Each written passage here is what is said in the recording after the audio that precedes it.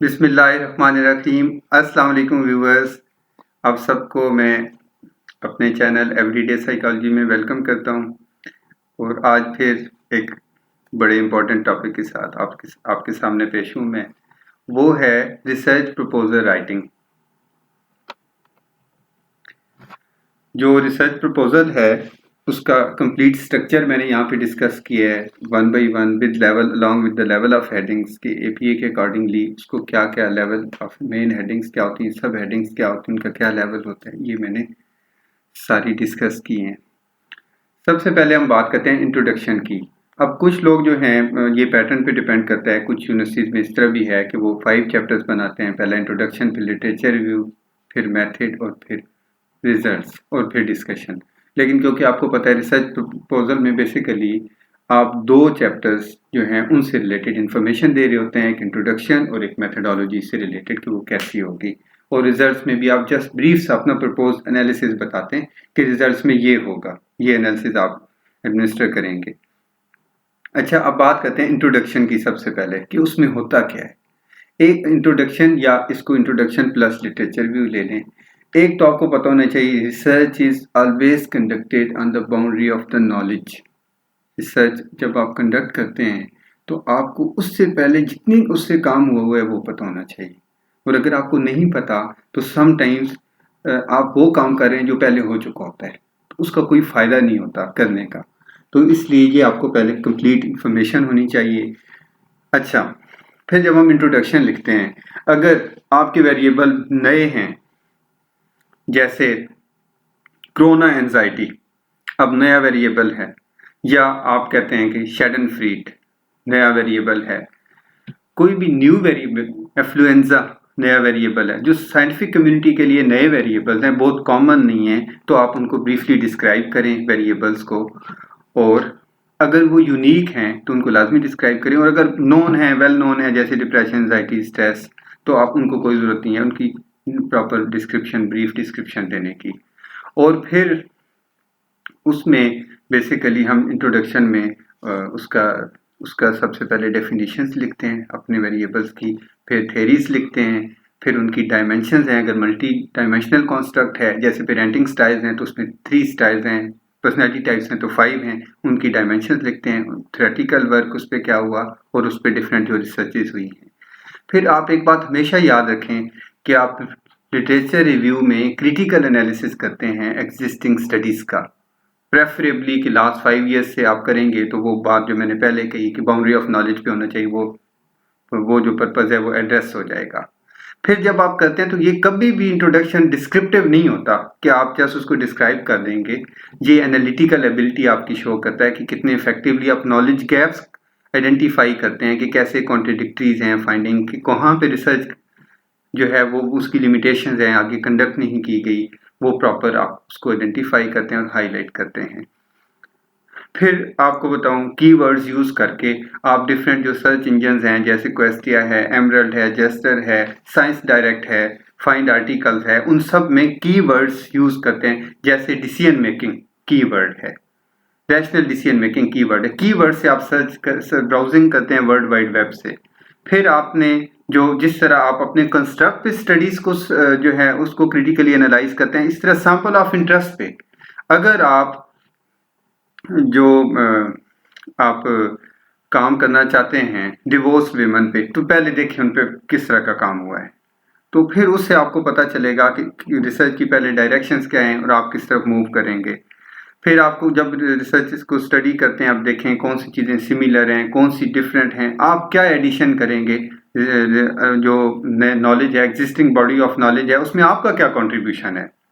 तो ये जो है ये सारे वो चीज़ें हैं जो हम इसमें डिस्क्राइब करते हैं, यानी आपको जो मैंने सारी अभी डिस्कस की हैं, मेरे ख्याल में ये 1 से 2 पेजेस का होना चाहिए। फिर ये डिपेंड करता है कि इंस्टीट्यूशन की क्या रिक्वायरमेंट है, तो इसको आप ज़्यादा ये कम कर सकते हैं। इसके बाद इंट्रोडक्शन के जो है, इंट्रोडक्शन के अंदर 5 हेडिंग्स हम लेके आते हैं, जिसमें एक रैशनल है, कंसेप्चुअल फ्रेमवर्क, ऑब्जेक्टिव्स, हाइपोथेसिस और ऑपरेशनल डेफिनेशंस। अब मैं फर्स्ट हेडिंग पे जाता हूँ इंट्रोडक्शन के बाद रैशनल पे। रैशनल क्या है? आपने जस्टिफाई करना है कि आप ये रिसर्च क्यों कर रहे हैं। आपको पता है रिसर्च का मतलब है आप अपना फाइनेंशियल कैपिटल, अपना टाइम, अपना human capital, intellectual capital, resources, अपने हर चीज उसमें इन्वेस्ट कर रहे हैं। तो आप क्यों करना चाह रहे हैं? वो ऑलरेडी पता है स्ट्रेस और डिप्रेशन में रिलेशनशिप है, आप उसे क्यों इन्वेस्टिगेट करेंगे? इसलिए आपको पता होना चाहिए सबसे पहले क्लियरली कि जिस पे आप रिसर्च करें क्या वो रिसर्च प्रॉब्लम है भी या नहीं। उसके बाद आपको ये लाजमी तौर पे पता होना चाहिए what sort of information is already available। जो कुछ हमें पता है, we already know the gender differences in the depression, so there's no need to investigate it again। Why it should be studied? Obviously you should have solid justification to conduct research। तो आपको पता होना चाहिए कि आप क्यों, तो इसका आप इस सबसे पहले इसमें मेनली 2 क्वेश्चंस का आंसर दें। And last one is what is the achievement of the research, कि उस रिसर्च का अगर हम कंडक्ट करते हैं तो बेनिफिट क्या होगा। 2 क्वेश्चन फिर भी ज़हन में रखें। पहले हम ये रिसर्च क्यों कर रहे हैं, what is the reason when you decided that this study should be conducted, and the second one is what would be the benefit of that research। तो ये मेरे ख्याल में 1.5 पेज का होता है। इसमें रेफरेंस भी दे सकते हैं, चाहें तो ना भी दें, लॉजिक बेस्ड भी हो सकता है, इंफॉर्मेशन बेस्ड भी हो सकता है, और उसमें फैक्ट्स फिगर्स भी आप लिख सकते हैं, और वो आप एम्पिरिकल डाटा भी कोट कर सकते हैं। तो लेकिन आपने 2 सवालों के इसमें ये जवाब देने जो मैंने कहे हैं, अगर आप दे देते हैं इससे सेटिस्फैक्ट्री, तो फिर इसका फ़ायदा है रैशनल का। सेकंड है कंसेप्चुअल फ्रेमवर्क। ये बेसिकली स्कीमेटिक रिप्रेजेंटेशन है 3 चीज़ों की, आपके इंडिपेंडेंट वेरिएबल्स, आपके डिपेंडेंट वेरिएबल या वेरिएबल्स, और डायरेक्शन ऑफ रिलेशनशिप। इसमें देखें हमारे पास 3 इंडिपेंडेंट वेरिएबल्स हैं, 1 डिपेंडेंट वेरिएबल है, और जो टेल है एरोस की वो बताती है ये आईवीज हैं, और हेड बताता है कि ये आउटकम हैं, डीवीज हैं। इंडिपेंडेंट वेरिएबल के लिए वर्ड यूज होता है प्रिडिक्टर्स, उसके लिए एंटीसीडेंट्स, उनके लिए कॉजेज, डिटर्मिनेंट्स, और डीवी के लिए outcome effects, outcomes effects consequences. तो ये देखें ये कॉन्सेप्चुअल फ्रेमवर्क बेसिकली एक पिक्चर है, एक स्कीमेटिक रिप्रेजेंटेशन है हमारे वेरिएबल के रिलेशनशिप्स की। ये ज़रूर बनाएं आप, ये आपकी रिसर्च को इफेक्टिवली गाइड करेगी। अब आप देखें कि कॉन्सेप्चुअल फ्रेमवर्क के बाद ऑब्जेक्टिव्स आते हैं। तो मैं ये आपको कंसेप्चुअल फ्रेमवर्क से बेटर समझा सकता हूँ कि ये देखें फर्स्ट ऑब्जेक्टिव हमारा क्या होगा, अथॉरिटेरियन पेरेंटिंग का इफेक्ट पॉजिटिविटी के, सेकंड अथॉरिटेटिव, थर्ड का permissive. The same are mentioned here. अच्छा, फिर हम इसके लिए वर्ड्स यूज करते हैं, to examine, to investigate the impact of this on this, to find out, to discover, to inquire the effect of independent variable on the dependent variable. लेकिन इसमें explore का वर्ड तब यूज करें जब आपकी research qualitative हो। अगर आपकी रिसर्च क्वांटिटेटिव हो तो उसके बाद उस क्वांटिटेटिव हो तो फिर आप एक्सप्लोर का वर्ड यूज ना करें। तो जो ये ऑब्जेक्टिव्स होते हैं वो आप डिपेंड करते हैं कि आपके किस तरह के वेरिएबल्स थे और उनको आप किस तरह से ट्रीट करना चाह रहे थे। तो ये आपके ऑब्जेक्टिव्स हो गए। ऑब्जेक्टिव्स की बेसिस पे हम बनाते हैं हाइपोथेसिस। तो अब हाइपोथेसिस देखें, authoritarian parenting style will tentative है, इसको आप प्रेजेंट में बना सकते हैं, ये फ्यूचर में, आइडियली प्रेजेंट में बनाएं, और अगर एक्सपेरिमेंटल है तो फ्यूचर में बनाएं। लेकिन पास्ट में कभी भी हाइपोथेसिस नहीं होता क्योंकि ये भी टेस्ट होना होता है। विल नेगेटिवली प्रिडिक्ट लिख लिया हमने, is likely to negatively predict, positively predicts, इस तरह इसकी फॉर्मेशन करें। Will is likely to predicts यानी प्रेजेंट टेंस में आप बना लें। तो ये आपके हाइपोथेसिस हो गए। हर ऑब्जेक्टिव को आप उसकी बेसिस पे हाइपोथेसिस बना लेते हैं। उसके बाद है ऑपरेशनल डेफिनेशन। ऑपरेशनल डेफिनेशन के का एक, आपसे कोई पूछता है डिप्रेशन क्या है, अथॉरिटेरियन पेरेंटिंग क्या है, आप कहते हैं जी स्ट्रिक्ट कंट्रोल होती है विदाउट गाइडेंस। ये आपने बताया उसको डिक्शनरी या कंसेप्चुअल डेफिनेशन। और ऑपरेशनल डेफिनेशन ये होती है कि अगर आपने अथॉरिटेरियन पेरेंटिंग मेजर करनी हो किसी में कि है या नहीं तो कैसे करेंगे। तो आप बताएंगे कि अथॉरिटेरियन पेरेंटिंग सब स्केल है पेरेंटल अथॉरिटी क्वेश्चनियर का, उसको एडमिनिस्टर करके मेजर करेंगे। Operationalise measurement in terms of measurement. एक ऑपरेशनल डेफिनेशन का और कॉन्सेप्ट भी आपको बताता हूँ।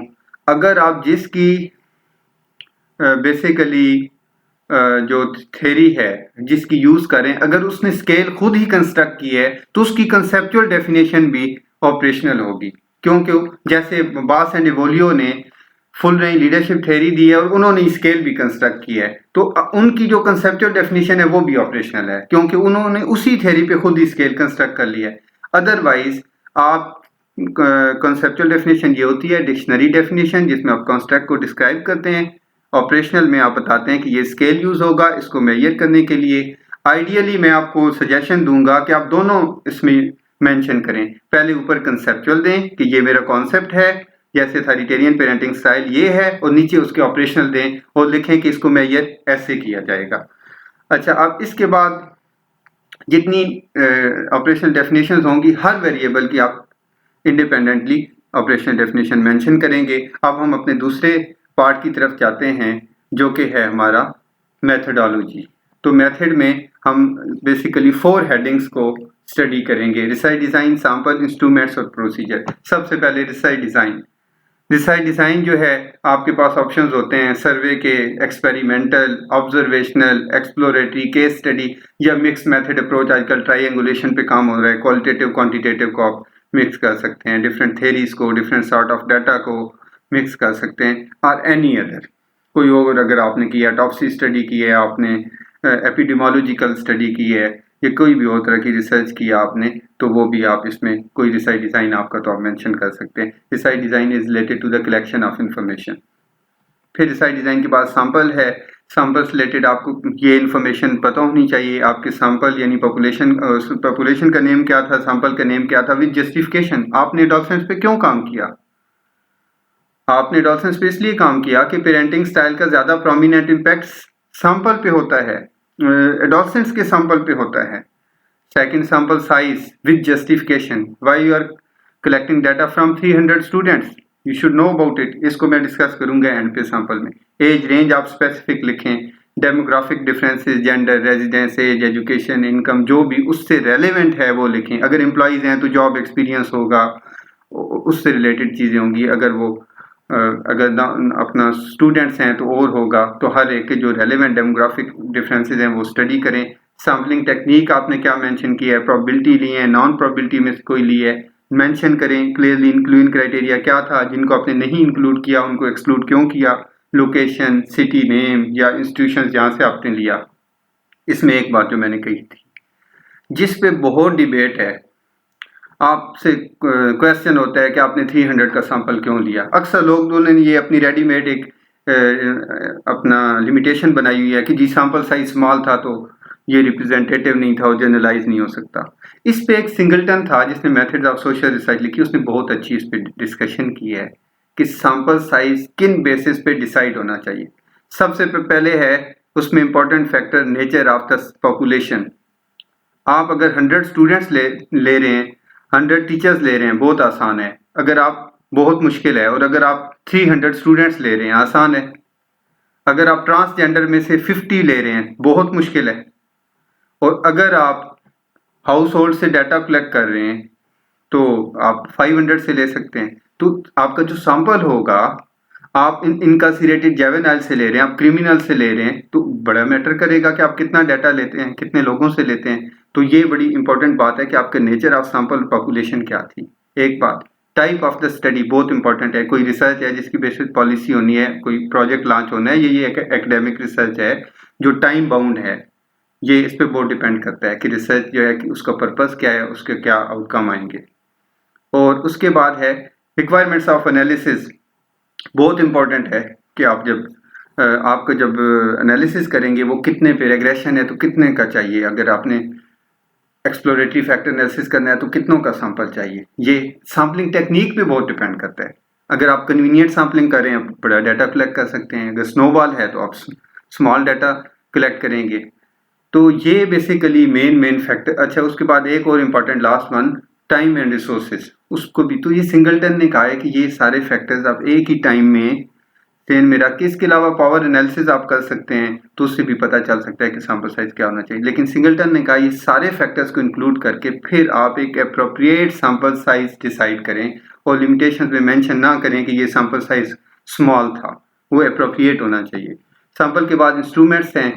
कोई भी स्केल यूज करने से पहले ये मैंने आप एक चेकलिस्ट बनाई है, ये आपके लिए बहुत फ़ायदेमंद होगी। ये आप सारी इन्फॉर्मेशन होनी चाहिए, अदरवाइज़ आप स्केल की आप समझें कि आपके पास डिस्क्रिप्शन इनकम्प्लीट है जिसको आप यूज़ कर रहे हैं। स्केल नेम डेवलप्ड बाय, किसने उसको डेवलप किया, उर्दू में ट्रांसलेट किया है तो किसने, उसका रैशनल क्यों था, क्यों डेवलप किया गया। उन्होंने अगर एडोलसेंस के लिए किया था तो आप एडोलसेंस पे उसको अप्लाई करें।